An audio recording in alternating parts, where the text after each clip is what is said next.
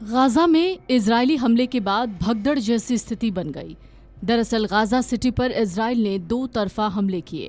ऐसे में coastal road की ओर भागने को लोग मजबूर हो गए।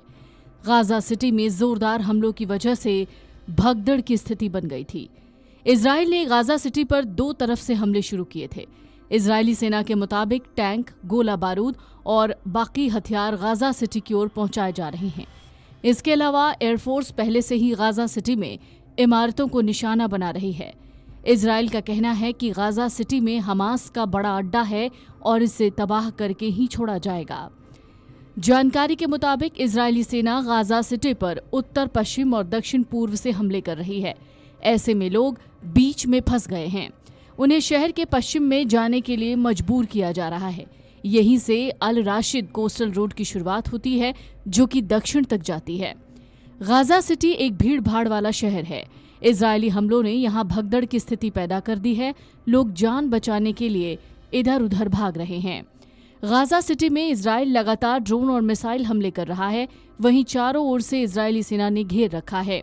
इजरायली हमले में अब तक 40 लोगों के मारे जाने की खबर है। अफरा तफरी की इस स्थिति में लोगों का जीवन तबाह हो गया है। बहुत सारे लोग अब भी अपने घर छोड़ने को तैयार नहीं। वहीं गाजा की लगभग 35% आबादी अब भी उत्तर में रुकी हुई है। अमेरिका ने एक बार फिर संयुक्त राष्ट्र सुरक्षा परिषद के उस प्रस्ताव पर वीटो लगा दिया जिसमें गाजा में तत्काल स्थायी संघर्ष विराम और बंधकों की रिहाई की बात की गई थी। संयुक्त राष्ट्र के सबसे शक्तिशाली निकाय के सभी 14 अन्य सदस्यों ने प्रस्ताव के पक्ष में मतदान किया।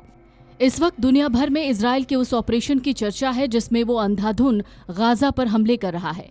इजराइल गाजा शहर से फिलिस्तीनियों के विस्थापन के ऑपरेशन में अपनी ताकत झोंक रहा है और 3 लाख से ज्यादा लोगों को गाजा छोड़ने को मजबूर भी कर चुका है।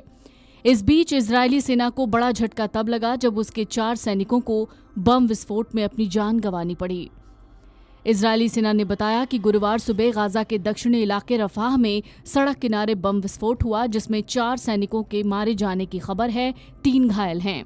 ये इजराइल के लिए बड़ा झटका भी है क्योंकि इजरायली सेना प्रमुख ने पहले भी ये बात उठाई कि लंबे युद्ध की वजह से सैनिक थक गए हैं और सेना का लगातार नुकसान हो रहा है।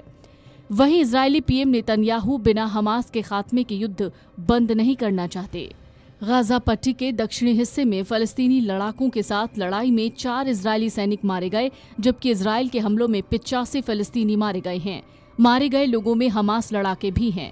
गाजा सिटी में भीषण लड़ाई के बीच इजरायली सेना टैंकों से गोलीबारी करते हुए आगे बढ़ रही है। शहर की इंटरनेट और टेलीफोन लाइनें काट दी गई हैं। गाजा सिटी के किनारे 30 लोगों के परिवार टेंट में रह रहे बासिम अल कनौ लाचारी जताते हुए कहते हैं कि हम कहां जाएं।